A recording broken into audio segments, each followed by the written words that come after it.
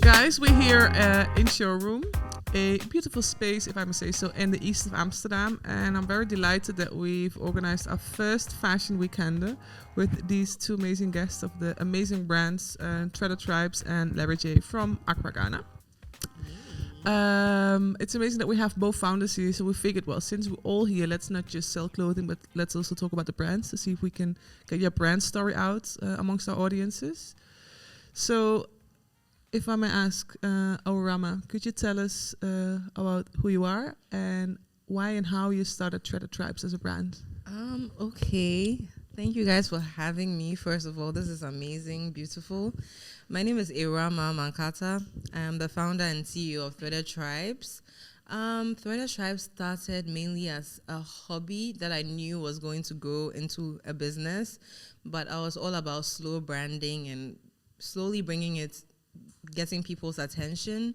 So basically, the brand started because I used to go on road trips and visit like arts markets and stuff like that a lot. And I went to an art market in Ibri one time, and I saw mud cloth, the fabric. For those who don't know, Ibri, it's a small town outside Accra, right? Region, it's a cool town. So I was like, let me visit, see what's up. Saw mud cloth, and then it hit me that it wasn't really being used as clothing back then. It was mostly like pillows and wall hangings and just like decor stuff. And being the hippie that I was then, I was like, you know what? I'm going to make this into something that you can just wear, throw on things. And then once I started wearing that to lectures and stuff, my friends started getting interested, which I knew they would. And it became like people who are like-minded like me would see it, and it's just like, okay, I see you, I actually want that. And then the bigger idea became that let's use the textiles that we have on the continent to make cool clothing, because I realized that it was getting lost in the source where people were not using our traditional textiles but would rather import and stuff. So my whole philosophy became protecting our textiles through modern design. So that was like the birth of Treader Tribes, really. Sweet. Yeah, that's like the little summary of how that happened. And the textiles you're using are not only textiles from Ghana? No. So it started with Bogolan from Mali, and then it became Fugu from the northern region, and then now we use Kente from the southern part, and then Baoulé from Côte d'Ivoire. And the main idea is when we travel to another African country and we come by their textile, we want to incorporate that, because why not? It's like they have amazing craftsmanship, and it feels so fulfilling and satisfying to be able to support directly from the community. So that's really the vibe. Yeah. Thank you. You're welcome. On your left, the one and only Larry J. Yeah. Please tell us. I've known your brand for quite some years. Yeah, I remember meeting you in Lagos. In Lagos, yeah. Like 2018 or 2019, Yeah. And before that, I knew your brand like from Accra, from the visits. But please tell us about Larry J for those who don't know you. So yeah, I'm Larry. I'm the founder and creative director behind the Larry J brand. I started in 2012 as an accessory label. I mean, before I started, I was making accessories for myself from off-cut and like pieces of fabrics from my mother's wardrobe. So I'd make accessories for myself, and then sometimes when I wear them out, I would get compliments from friends. So sometimes I made some for some of my friends, and as time went by, I realized I could commercialize it. So I started making them for little coins, and along the line in 2017, I tried to introduce clothing because some of these accessories were not worn properly like I wanted it to be. So I introduced like some small clothing to style them with the accessories. So like my first collection really went well, and so I realized, okay, I had to do a lot more with like the clothing. So then, I started, even before, when I was using the fabrics of cuts from my mom's wardrobe, I realized I was like upcycling them. So that was how my upcycling and repurposing initiative started. So when I started clothing, I was like, okay, why not just like continue with the upcycling initiative? So I would get like fabrics from Kantamanto. You know Kantamanto very well. Yeah, that's like one of the largest markets in Africa where like all the Westerners throw their Yeah, their, it's their leftovers. it's the So clothing that is donated by people in the West, but also by people in Asia by now. yeah, You know, that's been shipped outside, thinking we as donators thinking it's been handed out Yeah. for free to those Yeah. in need. Yeah. But it's a good that's been sold and it might end Yeah, up at but the other way Kantamanto. around, sometimes this clothing come like some of them are not in good condition. So At all, like yeah. out of 100%, like 50% ends up on our water bodies and Yeah. landfills. So we decided to like do something with some of this clothes, some of this garment, the fabric that have been dumped. So we sometimes like upcycle them with the help of our artisans. Some of these artisans are from Guinea, some of them are from Mali and Burkina Faso. So they employ their hand tie-dye skills on these fabrics, just the way we want it to go with our aesthetic, and then Nice. like we try to make garment out of these fabrics. Dope. So yeah, that's how the journey started for Larry J. And both of your brands are very keen on sustainability, Yeah, right. which I think is an interesting thing because the fashion industry is the second most polluting industry on the planet, unfortunately. Plastic, if I'm not mistaken, yeah, plastic. Yeah. So yeah, well, we also introduced like some hand-woven fabrics. Yeah, last 2 seasons, and this is because I come from the northern region of Ghana, and this is what a lot of people in the northern region do. So, me as a northerner trying to like preserve my northern culture, I decided to also add some hand-woven fabrics into Beautiful. my line. Nice. Because right now it's like the Western fabrics and I mean like a whole lot of things are taking over. So our culture and everything is dying out. So to be able to like preserve it, to like still have it in the system, I decided to like also work with handmade fabrics from my northern background. Beautiful. Yeah. What does sustainability mean to you, Awurama? Okay, so for me, it's about utilizing what we have that exists already. Because even like in an African home, you know, like the biscuits, like the tin biscuits, there's these tin biscuits. Once it's done, it's a sewing kit or something. It's a container that we're going to utilize for something in the future. So sustainability has really been within us, like before sustainability became a thing. Yeah. So it's in us to repurpose things and just utilize things that we have. So sustainability for me means using what we have to further whatever we want to do.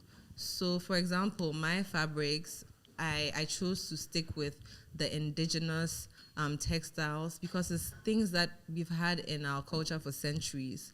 And it's very important to carry that on as opposed to going to imports to bring new things in when we have this quality array of textiles that I haven't even like finished tapping into, but it's like amazing already. I just sourced from 4 countries and it's insane already. So I know like there's more. So yeah, and then it also is about being able to source from the direct sources where it actually comes from. So like the ethical side of things, making sure that the money goes back into the community. People are not being used. I had one person suggest that, oh, since you're like becoming big, why don't you scale up in China? Why don't you let like... And I was like, that's not a point. Like that's the opposite of what you're trying to do. Yeah, exactly. If I'm scaling up with my weavers in the north Yeah. or in Mali. So yeah, sustainability really is about utilizing what I have around me. Yeah. Beautiful. Labra, you practice sustainability in a different way. You already mentioned the, bringing it back to your culture, making sure your culture is still vivid, but I also know that you use kind of leftover materials, if I may say. Why did you make that decision? So yeah, I just feel like sustainability is a broad topic if you have to talk about, but it's just based on what the brand is like really focused on. So as a brand, our ethos are like really focusing on our immediate environment, making sure like everything is really going on well. So what we do as a brand is like work with our indigenous artisans, our immediate people around us. So we work like hand in hand with them. And this is also like us providing them with job opportunities. Nice, yeah. Yeah. Also, like, preserving our northern heritage. That is also like part of our sustainability story. And also, like, preserving even our environment with this leftover fabrics not being like not filling to our landfill, lands, and also our water bodies. Beautiful. Yeah, so I just feel like sustainability is a broad topic if we have to talk about it, but each brand has a way, a way of doing. handle. And you just launched a documentary in which you Yeah. tell your story. Yeah, so the documentary was aired in Germany by DW News. Mm-hmm. Yeah, so we shot it, I think, in February this year. Oh, you done it quick. Via Afrimax TV from South Africa. I mean, they reached out to me because they found the brand online, and then they felt like it's in line with what they are doing. Also because of, sustainability, they felt, okay, we are doing something right, which is like helping the community and also like, upcycling whatever leftover fabric that have been brought from the West. Yeah. So they felt, oh, this is something like the world needs to see. Yeah, because day in, day out, we are like educating people to be conscious of what they consume, not just food, but even what they wear. So yeah, I feel like that's our way of, like educating the world. Beautiful. Yeah. We're here now in Amsterdam. I'm very stoked that this is the first time you actually are really. I know you've done some things at the airport. You've been here for like project, but like this is just the first sale you're doing, and I'm very like honored that you want to do it here with us at showroom. Amsterdam is part of your European, so you're touching upon quite a few cities, both of you. What is it like for brands with like the values that you have and the stories that you're trying to tell are very local, national, cultural? How is it to tap into like a global market with different people with different ideas of fashion? Okay, I'll start. I feel like we've been coming into this market for maybe like 4 years or like 5 years. 4 years. Yeah, and we're still Thank you. we're still like learning the trends. For example, I feel like sometimes we've been discouraged when we're coming. They'll be like, oh, Europeans like dark clothing, blah, blah. And it's like, it's true and all. Like, if you're in Switzerland and your things are navy blue and black, maybe you get more sales. But I feel like it has to do with like your niche. Like, for example, my niche is like people who are like open-minded and understand that they can wear this like anyhow. Clothing is a form of expression. So I don't really limit myself to, oh, this country I'm going to, they like to wear black, blah, blah. I don't care. It's about my brand, what I have to bring into the market, and if it resonates with anyone. If it resonates, shout outs to you. If it doesn't, I understand. Somebody will resonate, and those are like the people I care about. So yeah, that's beautiful. My answer to that. Yeah. How do you feel about it, Larry? International clients and audiences in different cities. It's not easy, but I feel like right now people are like moving back to like stories. So I feel like the more stories you tell about what you are doing, the more people buy into it. So I feel like that is what has been selling for us since we started. And it's not really about selling more or anything. It's about reaching the masses. Even if they don't buy, at least they know what you are doing. They follow, and then like they are able to. It helps everyone in a way.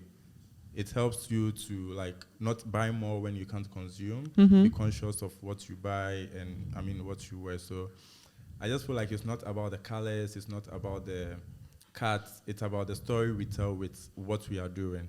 And most of our pieces are not just like, I just feel like they are wearable art. Yeah, it tells stories when you wear them. So that is what works for Larry J. I just want to add that people would also recommend that, when you're going here, the pricing, people will not really buy if it's higher, blah, blah. But honestly, I feel like the cost of our fabrics is really way more than people who are allowed to price their things in certain ways. And it's crazy. So we're learning how to know our worth and stick to it, as Yeah. opposed to, producing things just based on what people will think, because we know the work that goes into creating this. And it's a shame that usually people look on things that are from Africa as, oh, it's from Africa, so it has to be like cheap. Yeah. Oh, it's colorful and it's printed, so it has to be cheap. No, it should be more. It's really expensive. And like both brands are handmade, and I think Handmade. 90% of the fashion we buy here is it's still handmade, but it's like in sweatshops far down, and Right. you work with artisans, so the Work with prices should be artisans up. who also know their worth. Yeah. So we kind of have to, I think it's our task to get us to educate consumers of fashion of the real price of an item. Yeah. Story. When you tell your story well, Yeah, when they you tell it more, understand. then it sells for you. Because Yeah. I mean, I could sell like maybe a shirt for like maybe $1,000, Mm-hmm. but someone would see it and go like, no, this is too much. But after telling my story, Yeah. They understand. why and how Yeah. 1,000, the person would pay for Yeah. it without Yeah. thinking twice. Yeah. So yeah. Beautiful. There's a question in the audience. It's not a question, it's a jump to Okay. what they said. I totally agree with it, because for me, it's not a matter of knowing or not knowing, but it's a matter of perception. Because I feel personally that within Europe, whenever it's any sort of creative craft or whatever that a black person does, there's this assumption that it's of meager value or it's lesser than. So you Yeah. can say it's handcrafted all you want. Yeah. People think, it's from Africa, so it needs to be this price. Mm. It's a matter of perception, what you see as luxury versus what you see as just basic. Yeah. So all of that is tied into the Yeah. pricing, how you market it, the demographic, blah, blah, blah. Yeah. Yes. Thank you. Thank you. Yeah, it's true. What made you guys decide to go on a European tour? Because traveling these days, I mean, traveling is not too hard, but traveling with a Oh my god. Traveling on a Ghana city, but and traveling with this much material with you, Lord. but still you guys are here, and not just here, but in many cities. Why? Like, how did that idea come about? You wanna start? Is Larry's idea? Well, I feel like for Larry J, it's something we've been trying to do since last year. So we started Mhm. last year. This is because Why? we are trying to, have the global Mhm. presence. We are trying to reach the masses. Mhm. I mean, there are people in Europe, in the US, in anywhere in the world who want to tap into what we are doing, Mhm. but seeing it online alone is not satisfying. So sometimes they want to see the pieces, they Yeah. want to touch it, they want to feel it. And some of these people haven't been to Africa before. Mhm. So then we have to make an attempt by bringing it closer to them. Nice. Yeah, at least if maybe I'm in Switzerland and someone is in Amsterdam and they see I'm in Switzerland and they really want to, it's just a train away. They could come to Switzerland and then, feel it, see it. Because I feel like seeing it in person, feeling it, wearing it, sells more than just being online. Because we are very natural and we don't do so much like makeup. So sometimes you need to see it in person. Mm. Yeah. Because we don't want a situation whereby you just see it online, you buy it, and then you're like, this is not what I ordered Mhm. for. No. So it's better you see it online. It's not like we don't put the exact thing online. It's the same thing. Yeah. But sometimes, people have their ways, especially when you're from Africa. It's Yeah. like, they're doubting you already. Yeah. Yeah. So you then have we to bring it to you. prove to the pudding like Yeah. we're good, Yeah. online and offline. Yeah. Yeah, that's sweet. For us, like the Europe tour came about because we had the main event, which was Aphrodite, Mm-hmm. and then Larry and I were discussing since we're Aphrodite is the event you just came from in Geneva, right? From Yes. Geneva, yeah. I've been doing that for 3 years, but COVID hit, Mm-hmm. and it wasn't a thing since 2020, so this was like the comeback. Yeah. So yeah, Larry was coming along too, and then we're like, since we're going to be in Europe, let's just basically take the opportunity to go to these places because we can. Yeah. And we have connects in these little different countries. Yeah. So yeah, and then I feel like for me, traveling is really fun. It's just fun. Even though lugging a whole suitcase. This girl is I was amazed. First time, no, it's not your first time. Second time in really Amsterdam, right? Yeah, second time. she was craving kenke yesterday, so I WhatsApped her like an address, and it's a kenke house. I forgot to mention it, like on a road where you can't really walk. So I just sent it to her. She called me, but I was busy with the kid. And she's like, yeah, I was looking for the kenke and I found it. And I was like, oh my gosh, you must be like a trooper if you're able to find this, because you can't really find it in the neighborhood, but you really went for it by yourself. I went around in the one evening. day, I was like, this place doesn't exist. Yeah. I was like, you know what? Ask people. And then I asked them, like, Yeah. I think that's Yeah. it. So I got that. So yeah, like Yeah. traveling and meeting people is really fun.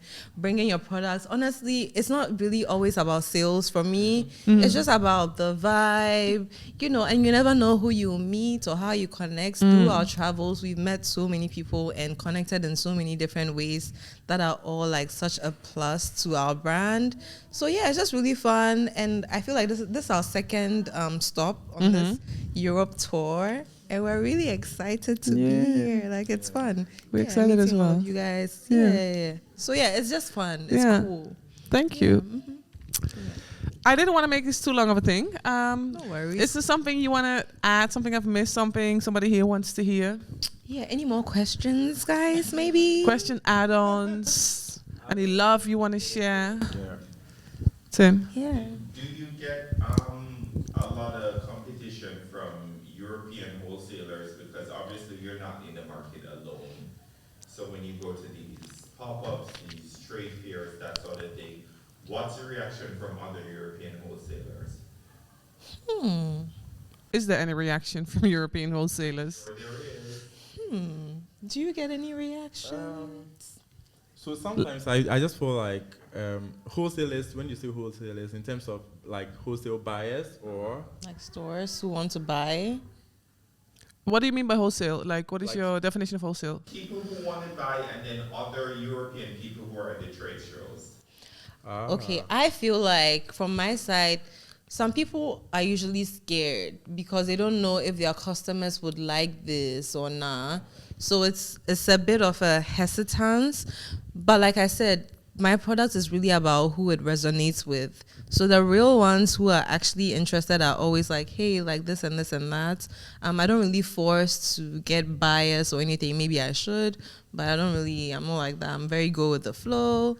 So yeah, even if there's really reactions, I don't really notice it. I only notice the people who are actually interested. that's Yeah, keep I that don't- thought, like keep that yeah. mindset. I Yeah. really don't. Yeah, so I just feel like sometimes they doubt once it's like, a local brand. They just feel like can they handle this order? The quantity especially. Do they have the capacity to be able to handle this order? That's usually the problem they have with local brands. But yeah, I mean, most of the time we are able to handle it. Once we have the resources available, we are able to handle it. Yeah. And I'm sure that you know when to say no if you can't handle it. So it's like there's Yeah. also a decision on Or like, if alignments, like if we don't align. yeah. Yeah. Because if you are getting like maybe 10,000 orders, Yeah. I'll give Yeah. you the time. If Yeah. it take me like maybe a year or 6 months Yeah. to produce, I'll give it to you. If you can wait, that's fine. Yeah. If you can, then I let you know how many pieces I can produce within your time. Yeah. What's the biggest challenge you're facing now? Biggest challenge. Because when I think of fashion in a place like Accra, where especially if you work with artisans, like electricity is not always a fact, a given, and material. Though you work with local materials, like there's some Well, challenges. I just feel like with Ghana, we are okay with electricity. Mhm. Nigerians are like the ones really Yeah. battling with electricity. But one challenge in Ghana is with skilled labor. Yeah, sometimes you have the idea, you can do everything. Like sometimes I do the samples, I give it to them, and it's like they are not able to execute it the Oh, way yeah, they want yeah. it. Yeah, and I can't do the work alone. No. Yeah, so our challenge sometimes it's with Labor. skilled labor. Yeah. Ours is with the African mindset sometimes. Like in Africa, everything is really chill. We're not very, you have to do this, like, blah, blah, blah, you have to be on time. And it's cool, it's positive in some ways, but in many other ways it's negative because like sometimes, like let's say we have a particular color of a fabric that we've noticed that there's demand for. And then now I go to order that from Mali. the No, you- color will come, and it's a slightly different one. Yeah. No, but with that, let me add up to it. Yeah. Like, so on our website, we always Put a put disclaimer. a note. That's good. Because once Yes. it's handmade, Yeah, you can't always get it guarantee. exactly. Yeah. But still, like it's like you could have just gotten the color right. No. though. Your mic, darling. No, if it's a business and it's a business transaction, fabric artisan to designer, produce that same color of pink for me. It should be doable. I know I don't know, it shouldn't be tough, but there's just a mindset of this one is nice also. Like, don't worry. But it's like, no, See, this is not if- what my Your customer mic's darling. wants. Once you get it in the same shade, I feel like it's okay. No, like it's for instance, no not. way. Like for instance, there's a fabric this particular fabric Yeah. from last season. Yeah. So, like on 3 occasions when we were producing the fabric, it came out in different colors. But I would complain about it, but I can't push so much because first of all, it's handmade. Sometimes even the quantity of the water you are adding to the chemical. Yeah, makes a difference. Yes. But Yeah. that's what you're paying them for. No, you can't say that's what you're paying them It for. is You for have me no, because wait. so sometimes I have a product on the website. Do you know- It's sold out, Do you right? know even the machines? Do you know even like the Western machines sometimes bring out that? Do you know why we No, have it's like? not. No, Sometimes, wait, let me Larry, explain something they are to you. capable. I know. but they almost cheddar. No. Sell. Do you know why we have like a lot of waste in Africa? Because sometimes even here when you produce it and the color changes a bit. Yeah, they ship it to they you. ship it to Yeah. Africa. Done. That's Yeah. the problem. They Fair. don't consume it. Yeah. Even if there's like a slight mistake to it, they don't use it. Even though it's handmade and it should be allowed and everything, it shouldn't always be allowed because I lose money from that because I'll have a picture on the website. This is available on pre-order. A customer will order it and then now I get the fabric and it's a different shade. But isn't that also that we maybe have to educate the consumer again? No, I like do. if No, it's That is why you I have always the need to notes. I have- have the disclaimer. Yeah. Colors will slightly change, but I want consistency. Yeah. That's my challenge. Yeah, I hear you it's, both. It's cool.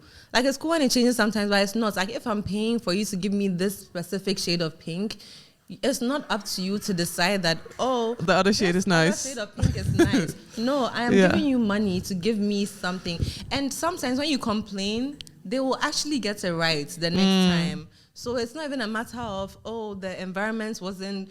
It's complacency. I hear you both. It's- I think you're not gonna agree, but I hear you both. Do you know Yeah. sometimes even the weather, the sun for drying the fabric Yeah. changes the color. So sometimes it's Yeah. with nature. Or the it's not humidity even- in the air. Yeah, it's with nature. It's not even about them sometimes.